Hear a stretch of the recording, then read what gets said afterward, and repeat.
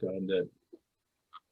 Excellent. Well, thanks everybody, and yeah, appreciate the patience here as we get getting close to 100 folks here in the room. And if you're here for some highlights post JPM 21 here for Israeli early stage startups, you're in the right space. The meeting will be recorded, and let's get it kicked off.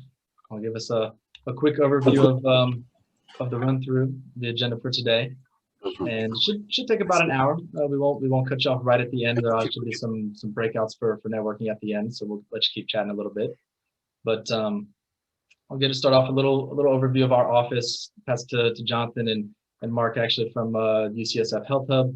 Give an overview of them, and we'll get right into the pitches. It's going to be quick, 3 minutes each company, and have some questions afterwards.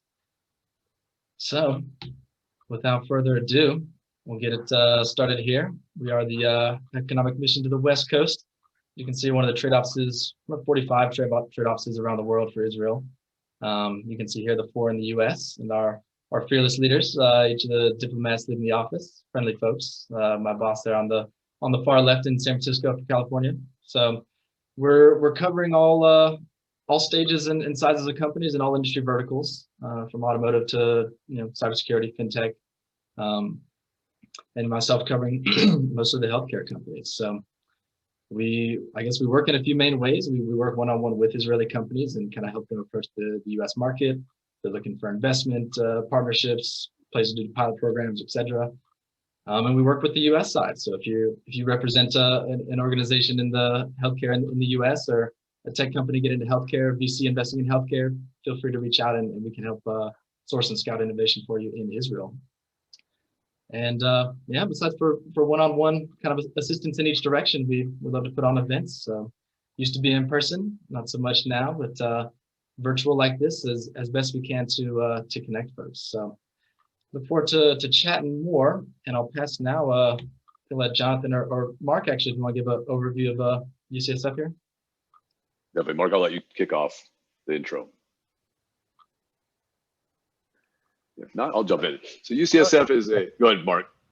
No, it's all good. Jonathan, why don't you go and I'll just jump in after you. Absolutely. So UCSF is a nonprofit aimed at helping qualified startups, companies, as well as investors. So we think about us as a collaboration technique where we can work together and really build out an ecosystem for investment opportunities for these groups, more so education as well. So you come in and sign up for a great tool that we have on our website today at ucsfhealthhub.com. And if you are a startup or an investor, you can sign up and we will connect you with other like-minded people for mentorship, investment, and or just growing your company with education, materials, marketing, and other sources. We also have a really amazing webinar tool that allows us to basically scour the web for the most popular digital health webinars every single month. This is unique because it's curated. We don't just post anything. So if you're looking for high quality and more importantly, free webinars, you can go there and just access that on a weekly basis and see all the new and up and coming webinars to join. Go ahead and flip the slide to next slide. I'll do a quick intro of myself. I'm a founder of myself. I'm helping as a strategic advisor for UCSF Health Hub. My background is in digital health, product, and marketing. So if you need any help and you're a startup or anything for that matter, just give me a call and or email jonathan@ucsfhealthhub.com. I'd be happy to provide free advice. I love offering my assistance to anybody that needs it. Next slide is for Mark. Go ahead and do a quick intro. Hey guys, I know a number of you. Welcome to 2021. Really excited about kicking off some of our programming for this year. I'm the chairman of UCSF Health Hub. We're a nonprofit, as Jonathan had mentioned. My day job is I'm also a venture capitalist, and I love investing in a lot of the companies. I've invested in a number of Israeli companies. The group, this is our third time that we've been working with Zan and the team from Israel, and we try to find the best of Israel. And I've seen some of these companies. These are some really great companies, and I think this is going to be a great eye opener. And again, welcome to 2021. And Zan, I'm turning it over to you. Excellent. Thanks so much. Yeah, real pleasure to have Mark and the UCSF team and Jonathan help organize this. It's great whenever we put on an event together. So without further ado, I'll give the world's most brief intro here, an overview of Israel for you, just 3 or 4 minutes, and we'll kick it off for the startup pitches. But just for context, why we're here taking advice of some sort of another, why we're looking at Israel, So, well, first of all, I mean, it's a massive digital health hub, right? Kind of second largest outside of the U.S. Works a little bit differently. You got kind of primarily entirely composed of 4 HMOs that service the whole population. And everybody's covered. It's got kind of a basic basket of services for all citizens, and I guess the records are also shared between everybody. So you've got over 25 years, it's almost 30 of digitized records that you can go back and see. And this is shared among the member hospitals of each of the 4 HMOs, government hospitals. Makes for a smooth operation, and I think in many ways, you see Israel in the headlines, not just for startup acquisitions, but the vaccine rollout and other things where Israel is really setting the pace.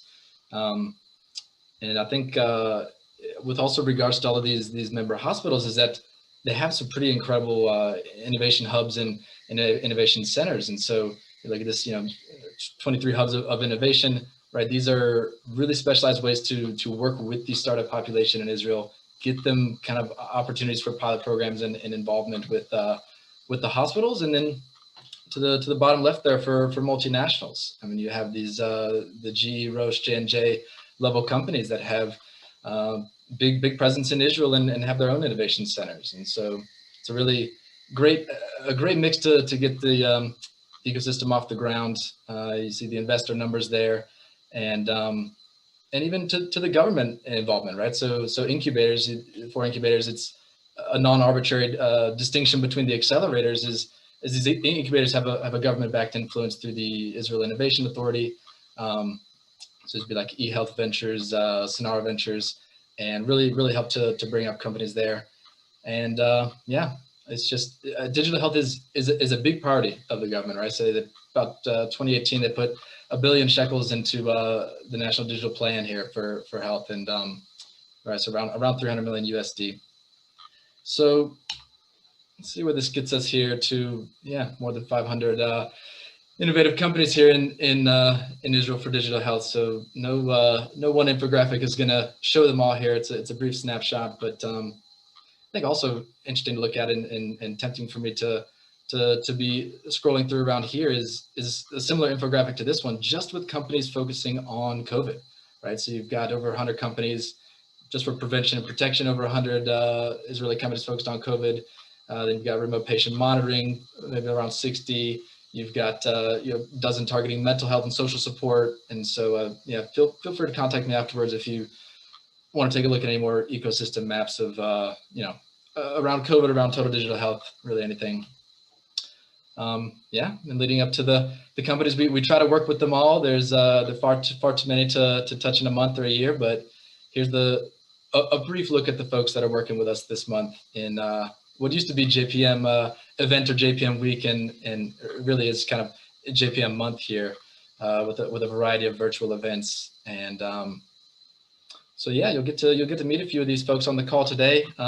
Early stage, focus on kind of seed series A early stage for today. But I would be remiss if I didn't try to seed your mind here with the possibilities of where this is going to go. And for each of these companies, we'll see. And if you can take a look on the right at the kind of 5 of many success stories that come out of Israel here. I mean, names like Zebra that you see pretty heavy in the news, or acquisitions like DB Motion for over 200 million.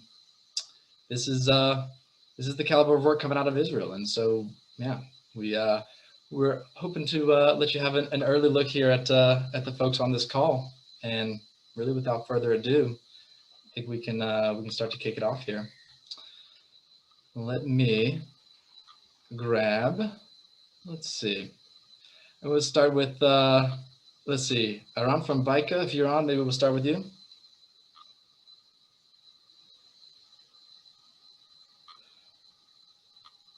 I'll take off the screen share here and see if, all right, unmuting Eran right here, and we'll have him come up for a quick pitch. Eran, if you're ready. Okay, did you release the screen share? Excellent. Let's see. Jonathan, do you have that on your side to get him the screen share? Yes, let me go get that set up for you. Perfect. Okay, you're all set.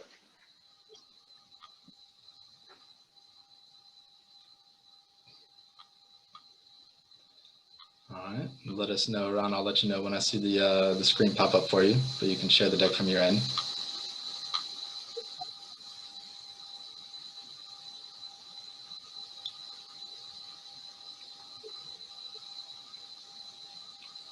Okay, can you see my screen? Perfect. We can. Okay, well, thanks for inviting us for this speed dating session. I actually live down the street from UCSF, so it's a delight to present here, even if I can't really walk down there anymore, but hopefully soon. So, And just to let you know, Ron, if you want your video on, we can't see you at the moment, but feel free to take it how you like. okay, see me now? Hello? We can. Perfect. Yep, all good. Okay, well, I'm not the interesting part, it's the slides. So Vaica is a telemedicine company, and what we're offering is the nexus of remote patient monitoring and medication adherence. And this is a key for us because what we believe that if you offer one without the other, it's akin to being half pregnant. And you got to have them together to create that positive feedback loop so that we can maintain a good health of the patients. And as you can see from the bottom, we have quite a few very esteemed institutions that agree with us and collaborate with us. So how does it work? What we offer is three different components. We offer a selection of medication adherence solutions that vary depending on what kind of regimen you're on. And we offer also a vital sign monitoring device, which is a very small home device that is connected to Bluetooth from one end and 4G on the other. And all that is connected to our secure site. Notice what is missing. We are not an app company. We don't believe that patients need to operate an app just to make sure that they track their health. We're trying to make something that is extremely simple, streamlined, that it also applies for, like, for example, the elder community who may not necessarily want to have an app. So how does it work? All our devices, whether it's vital monitoring or medication adherence, are connected, as I mentioned, seamlessly to the Medi RPM, which in return is connected seamlessly to our cloud. That information is disseminated to whether it's electronic medical records or remote patient monitoring centers. And if need be, there is an escalation path to the providers. Now, the reason why all this is very exciting, especially post-COVID, is that the insurance companies at last woke up and realized that virtual medicine is important and reimbursable. Just to quantify it, what that means is that an average patient that is prescribed with a Vaica medication can be worth for the physician up to $200 a month, or an average $160 per month per patient, which is equal to $2,000 per patient. And now you know why we feel that the Vaica opportunity is immense. So we support many devices, but more important than that, we target many different markets, whether you're a hospital providing transitional care, a pharmaceutical trying to maintain your customer, or even a CRO that is trying to democratize clinical trials by offering more heterogeneous group of subjects because it's now virtual and easy access. We have a very senior and experienced group of management, which I'm happy to share with you once if you're interested. And the reason why we're excited is we just started our licensing, and we signed 3 strategic partners in the US, which are guaranteed, as much as guaranteed can be guaranteed anymore, $3 million in revenue this year. And with the help of the funding, we think we can triple that amount. In terms of funding, we already completed our seed round, and currently we're looking at an A round of $9 million, 1.5 already committed. Thank you. Great. Thank you, Eran, for the amazing presentation. I have just a couple questions for you. I'm assuming the CPT code currently is active. meaning Yeah, it's reimbursable today? It's a bunch of CPT codes, which I'm happy to share with you later on. But basically, yeah, they're all active, and it's $160 on average in the US. There's tons of them, and all have been tried and tested. That's wonderful. So one of my other questions, I have one more for you. Over the next 6 months or so, what are your plans other than just fundraising? What's the target as far as the product or licensing that you're looking to achieve? Yeah. Is there a major partner that you'd like to talk to that maybe we might know as investors and partners of yours to help you achieve? Is there somebody on your mind that we can make the introduction to? Yeah, we're the fundraising is the fun part, but what we're really planning now is the launch of our system to the different industries. And as I mentioned, we already have 3 strategic partners in different regions here. Basically, what we're looking at is companies that believe in digital medicine. We're talking to CROs that are targeting the under population that usually never does clinical trials. We're talking to hospitals that are trying to cut down the number of beds by sending patients early, but they need the vital monitoring and medication adherence. And we're also targeting home cares, which need more than ever virtual monitoring. Wonderful, thank you.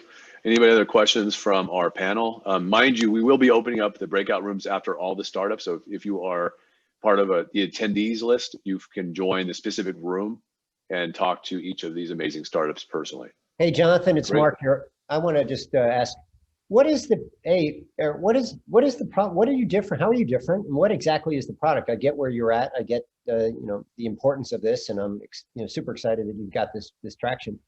Tell me about why you're different. I think we're different because we took a very different approach to the companies that offer medication adherence and a different approach to the companies that offer telemedicine by the mere fact that we combine the 2 of them together into a single, very seamless workflow. So our differentiation is that we believe that you can't have one without the other.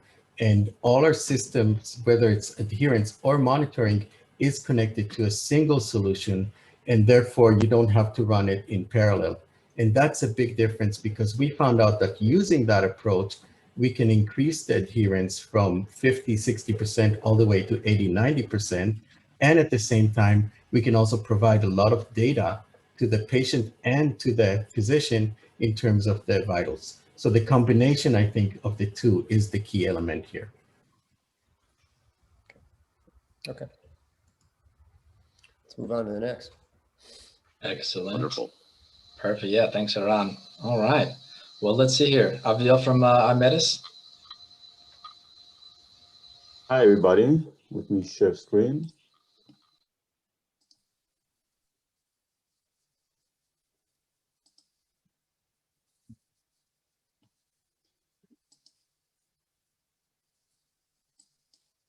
All right. Perfect. Okay. So, hi, everybody. I'm Aviel Blumenfeld, the CEO and co-founder of iMedis, and I'm very glad to be here with you today. And we all know that AI technology is being used today as a safeguard in every aspect of our lives, starting from autocorrection whenever we type a text message, all the way to sophisticated fraud detection for every financial transaction. But for medicine, despite the astonishing rate of deaths due to diagnostic errors, there are very few such use cases of technology for preventing these errors. And it is specifically relevant to radiology, which suffers from a steady rate of errors in diagnosis for decades.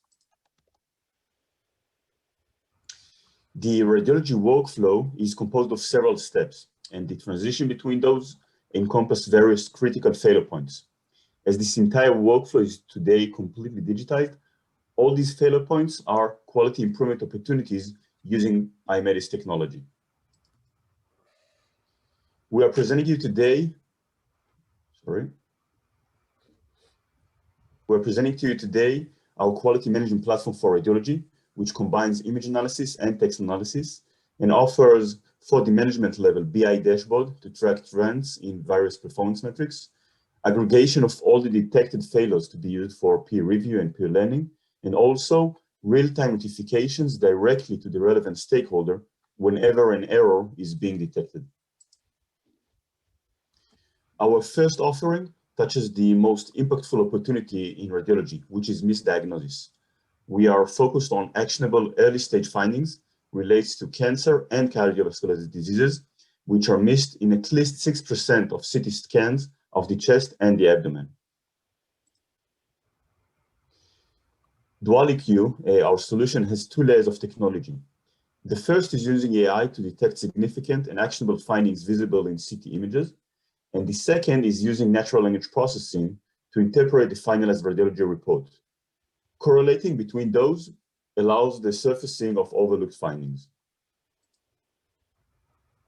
In a recent clinical trial using DualEQ on 5,000 CT studies we held at UC San Diego, we have proven to increase detection rate by 13% while avoiding alert fatigue from unneeded alerts in 1,600 of the cases.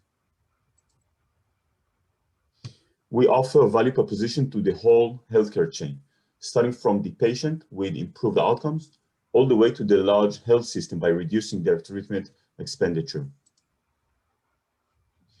We offer annual subscription model to hospitals and imaging centers, offering a return on investment of at least $2 million from downstream revenue resulting from the follow-up care each year for a mid-sized hospital. In addition to myself, in the leading team, we have Mr. Itzi Pfeffer as the CTO and co-founder with years of AI development. Dr. Jonathan Belcombe, our practicing radiologist, is our chief medical officer, and Mr. Asaf Banea is our chairman. And we are also very fortunate to have in our advisory board some of the most experienced radiology professionals from the US, UK, and Israel. We are now raising our A round in 2 tranches. The first tranche is of $2 million in safe notes, and by the end of the year, additional $4 to $6 million will be raised and used to take us to profit by mid-2023. We bring a strong and cohesive team, a growing pipeline of collaborations in pilots. We are backed by a leading digital health VC, and we are exactly at the deflection point for using digital health for promoting quality-based healthcare. Thank you very much. Thank you, Aviel. I have a couple questions for you, and then I'll let the other panelists jump in as well. Sure. Quick question on the service lines currently radiology. Do you see this available for other service lines in the future?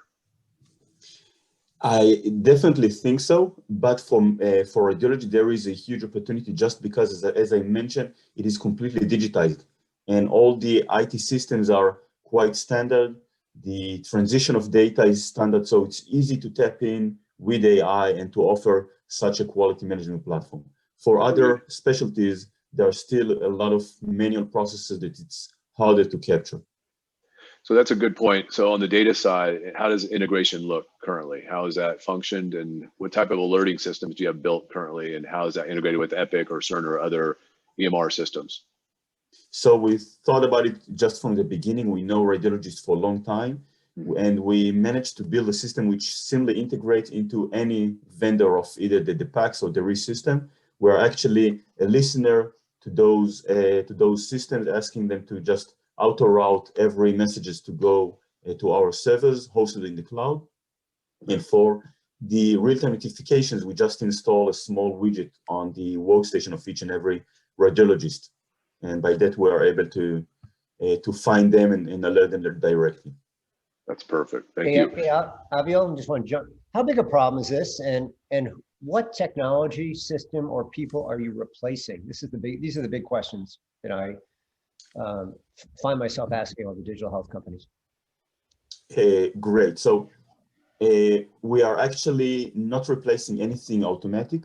At the moment, there are a lot of initiatives in order to start quality management and quality assurance in radiology, but most of it's quite primitive. What they are usually doing is what is called a peer review. They are randomly selecting 5% of all imaging studies, send them to a second read. It's not even a second read, just ranking the preliminary reading.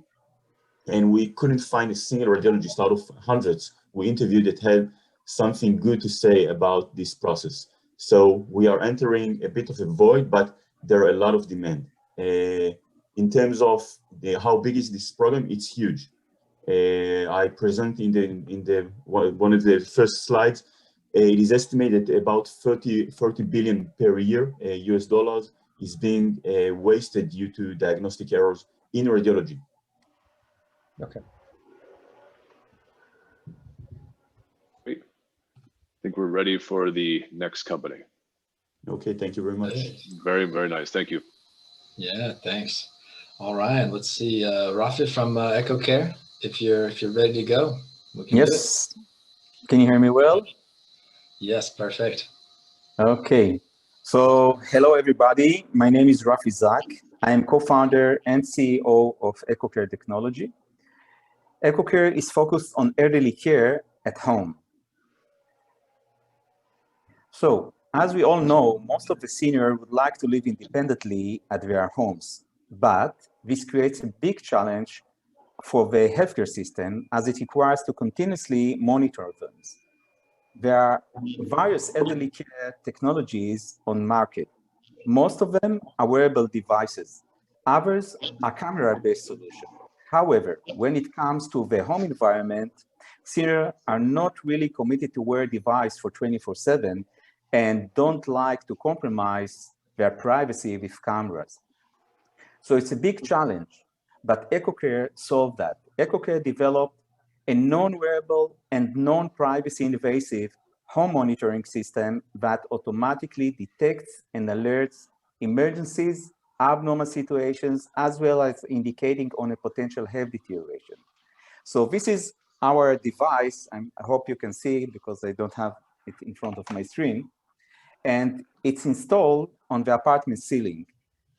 Single device can cover a nominal senior apartment even through the wall. So how does it work? Our patented technology is based on a unique radar followed by AI engine and machine learning. It continuously monitors 4 body indicators: the person location, posture, means standing, sitting, lying on the floor, motion, the motion profile, like walking, static, falling down, and respiration. We call it a human state. The AI engine determines whether there is any emergency situation or other long-term health deterioration according to the human state stream. So the ecosystem has 3 levels of report: emergency, such as acute fall, respiratory distress, abnormal situations, and indication on a potential health deterioration by monitoring the person activity of daily living. In our case, the person physical activity, home usage, and gait, means the walking profile. The ecosystem is evolving solution. The installed device is connected to the EchoCare cloud that supports caregiver dashboard, connectivity to third-party nursing call system or EHR, and enabling remote system upgrade and new services. So this is our dashboard and can be accessed for any connected device. Our current customers are B2B, such as senior living facilities, remote home care operators, mainly in Japan and Australia. And our go-to-market is either through the local partners, distributors, and direct access to customers. The business model is based on selling the Echo device and recurrent revenues from the monthly service fees. So to summarize, EchoCare has disruptive, unique, and patented technology with proven product that has been intensively tested in Japan and Australia. And we started selling the devices for beta trials and initial deployment and plan to ramp up the mass production in Q2 this year. So we would like to raise $5 million to expand our business development in the US, to expedite the mass production, and of course, to keep developing new system capabilities. Last but not the least, EchoCare team has a vast business and technology background of more than 150 accumulated years. Thank you very much. Thank you. Very nice. I have a question about, and this is probably a common question you get a lot. When you're a hybrid company where you're software and a device company. I will stop sharing so I can see it as well. No problem. Since you're a hybrid company, software and a device company, the hardest part I would feel is keeping your margins high enough to be able to produce units and have enough inventory. So if you do start to scale fast enough, you're actually profitable. How are you able to do that currently? Do you have a how many units are you producing currently to get the best price in that sense? Not the actual number, but how are your plans to do that? Which companies do you partner with to produce these units? Yeah, thank you very much for the question. Our device from day one was designed to be in the consumer market. So of course, this is a big challenge. I'm coming personally, my co-founder, Dr. Yossi Kaufman, we both coming from a consumer market, more than 30 years, each one of us.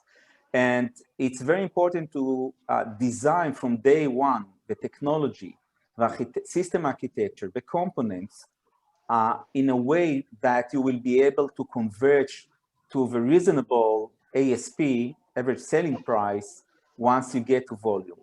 So it's very highly important to preserve a gross margin, because we are talking about hardware, but it's not only hardware, as we discussed, it's only service, but hardware is highly important for penetration, of course, and then it's stickiness. So we designed that to preserve, to be able to get to the I already did it once. Do I do it again? Sorry, to get to the right pricing ballpark according to a proper design of a hardware platform, I would say. Wonderful. So I hope it answers your question. So today we are almost getting to 45 to 50% gross margin. Perfect. Thank you. Rafi, if I can have a quick question. Yes, what about the certification? Okay. So since we are talking about radio technology, we should really be certified by each region. So our device already been certified in the world strict region, which is Japan. Our device is certified in Japan and already fulfill the requirements of FCC. We are using ultra-wideband technology. My background, we took a major part of regulating or defining the regulation in FCC 20 years ago, and in ETSI and the TELEC in Japan. So as a bottom line, we support FCC, Japan, and Australia, which following FCC as well. If you ask about FDA, we are not following FDA approval. We don't need. However, I would say that since COVID, we were being approached by medical centers in Israel, and we have planned to regulate, to get a FDA approval for respiration monitoring. For the wellness, for safety, it's not required. But for future, we will use it and it will be FDA regulated. I hope it answers your question. And CE certification? And of course, we also safety and yes, EMC, everything is certified. We are in process, frankly saying, but we are fulfilling the safety and DC. I have one last. Hey John, I got one last question. So how much does let's say I'm running a elder care facility. How much I want to outfit my facility? How much is this going to cost me? Tell me what it's going to cost, and on a either upfront basis or on a per month basis. So it's one-time fee for the hardware. Let's say it's really require per the quantities. So today we are a bit above average, but we are. Can you give me a number? Hey, Rafi, I need a number. $500 for the unit, and then it scales of $10 to $20 for the service. Okay, thank you. Great, thank you guys. Perfect. That's why we bring Mark over here for the hard-hitting questions. Give me the number. All right, let's get Yishai. That's right, Yishai from Help Around. If you are there, we're second to last with Yishai, and we'll finish up with Z from Montfort. Yep, absolutely. Can you hear me? Oh yeah. All right, perfect. So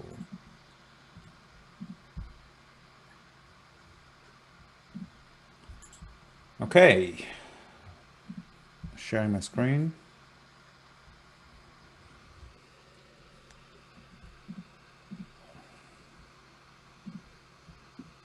All right, there we go. All right, perfect. All right, Help Around. We're here to talk about the category called Specialty RX, Specialty Prescriptions, which is really reaching the inflection point. It's it's getting to be around 50% of all drug spend. At Help Around, we are focused on this category. It's a very small prescription volume, only 2.2%. But so as a result, every patient is worth $53,000 to the drug manufacturer per year. And you can see how it's growing compared to traditional spend as part of the overall drug spending. So we're talking about north of $200 billion drug spend a year. The problem is that therapy onboarding is broken. So when a patient is kind of waiting for the prescription and pharma is preparing its patient services, there is a really fragmented patient support session. So set up so the patient basically has to interact with multiple vendors around affordability, around the prior authorization, hub, pharmacy, etc. So the second that the drug launches and the patient gets a prescription, the chaos begins. And you have 84% of patients who never used pharma patient services. 84%. This number is up from 81% 5 years ago. No surprise, between 20 and 50% of patients drop off in the first 3 months, which amounts to about $60 billion every year that the pharmaceutical company loses in drug revenue. So what we do, we provide a patient onboarding network. We basically provide connectivity to all the different stakeholders so that the patient gets one flow, one experience connecting all the different parts of the specialty journey to drive them up to therapy. We have demonstrated that our onboarding with Help Around started with a baseline of 53% retention after 90 days, and with Help Around, it was 81% after 90 days. And there was a 10x increase in case management utilization. So this manufacturer basically got a 50% lift in success of therapy onboarding using Help Around. That connectivity allows us to drive the right message in the right time to patients, the right resources across shipping status, prior authorization, copay enrollment, copay status, case manager chat, etc., to make sure that the patient gets it in time. Year-over-year traction. In 8 months, we increased our number of accounts 7-fold. Our ARR went up 10x, and we are at LTV to CAC ratio of 2.6, including accounts like AstraZeneca, Sanofi, and others. Our team, we have a deep specialty RX bench. We understand the specialty space really well. We are backed by IQVIA and Connective RX, as well as Wyndham Venture Partners, Vodia and Zora. And the team comes from the world of technology and specialty RX, including Diplomat, Specialty Pharmacy, Novartis. I was the head of mobile at the company that invented the first connected glucose monitor. And we have a strong muscle coming from Exolate and Nielsen acquisition in the space of behavioral targeting to deliver the right program to patients at the right time. We have raised so far $4.5 million, and we are now raising a $10 million round. Happy to have a conversation. Thank you so much. A reminder for those who just entered, we are having breakout rooms with all the startups. If you have specific questions, hold those till the end and actually join the groups that you want to talk to. My one question for you is, how do you currently find your customers? How do you sell to them? Or what's your method? It seems to be working today. Yeah, it's mainly inbound as well as through channel partners. So because of our connectivity play, we partner with a lot of the ecosystem players who benefit from working with us. I would say about 50% of our pipeline comes from channel partners. That's great. Thank you. I got a question. So big pharma. So big pharma doesn't do this well. Obviously, they're looking to a company like yours to to really increase the adherence of their product. Is your going forward? Do you see do you see working with AstraZeneca more closely, with Merck more closely, wrapping around specific scripts? Tell me how this is all working. Every drug is a program. We contract per drug. Onboarding is very cumbersome and is very fragmented. That fragmentation is structural, so it's not going to change. Our growth is on the number of drugs and on the number of patients per drug, and so So that's our partnership with them, and of course we sell drug one after the other. Great. So it's a script around every program. Everything is bespoke, but that way it's going to you're working with the product managers at the drug companies so that you know it's being done right. That's right. Today, the patient support program they put out there are just not utilized because Right. it's disconnected. So that's the opportunity here. Love it. Awesome. Great, thank you. All right. Unless we got anything else, we'll hit the grand finale here. We got Zeev from Montfort. If you're on, Zeev, welcome to the stage. I am. All right. 3 minutes to finish it up for folks here, and we'll have the Zoom rooms open afterwards for 20, 25 minutes for you. Please let me know that you can see my slide. All right. See the slides. Yep. Just in a regular and now presentation mode. Ready for it. Cool. So thank you everybody for joining. My name is Zeev. I'm the CEO of Montfort. I'm an electrical engineer and I have a PhD in brain science. And what Montfort is doing is addressing the following problem. There are about 1 billion people who suffer from neurological conditions. Their diagnostics and treatment is based upon short and clinical visits. This is limiting the quality of care, increasing treatment costs, and we're here. Oh, audio's breaking a little bit up for me. Why don't you turn off your video and just screen share? Oops.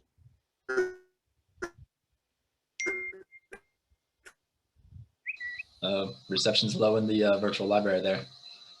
All right, Zeev, if you can hear us, do anything you can to salvage the internet.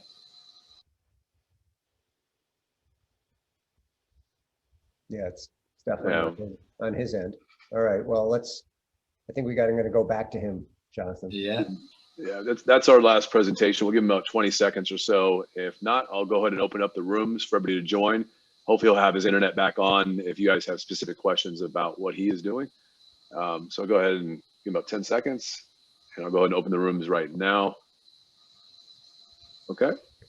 So you should be able to see the breakout rooms now. Go ahead and join the ones. We'll probably keep it open about 25, maybe 30 minutes. So you should have time to go to multiple rooms and ask your specific questions. Hey, Jonathan, this is since this is the last time we're together. I just wanted to highlight that we went through about 50 companies and we ended up with these 5 or 6. So there was quite a bit of a curation process. These were companies that we felt were really, in market, really at the cusp.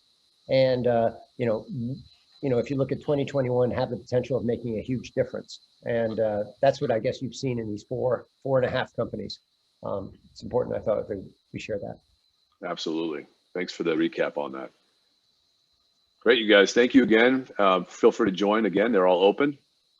If the startups can join the respective rooms, and we can go ahead and get started. Thank you. Excellent. Yeah, thanks everybody for coming. Feel free to reach out to us afterwards for any individual connections. Glad to make any email intros to the folks. If you didn't get a chance to get your questions answered in the Q&A rooms here, feel free to shoot an email out. Great. Thank you. Thank you, Israel. Thank you, Zan. You know it. All right, I'm off to check out the breakout room. See you all in there. Same. Thank you.